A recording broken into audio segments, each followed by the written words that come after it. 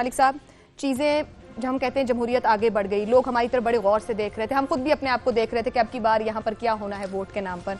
Election हो गए, नताइज रहते हैं, आएंगे और वक्त लगेगा, जैसे ब्रेक में इफ्तिखार साहब भी कह रहे थे कि बहुत सी चीज़ें पेंडिंग है। जब सबके आएंगे कि कौन किस हल्के का है, किस जमात के पास कितने लोग हैं, फिर शायद हमें कोई मजमूई तौर पर शक्ल नजर आए।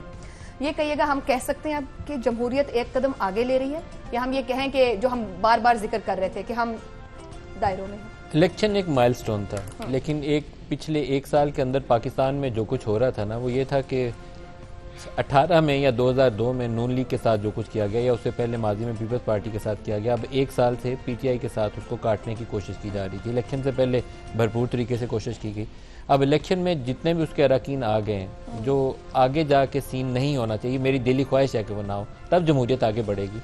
हम उसको सॉर्ट आउट कर लें। वो जो डिफरेंसेस से जमहूरियत यही होती है ना, आप मिल बैठ के रास्ता निकाल लेते हैं, तो वो रास्ता निकाल लें। जो हमारी कदूरतें अंदर भरी हुई थी, वो उनको थोड़ा दबा दें मुल्क की खातिर, और एक रास्ता ये बनाएं कि पार्लियामान के अंदर हम भी बैठे हैं, वो भी बैठे हैं, एक वर्किंग रिलेशनशिप के साथ आगे जाया जा सकता है।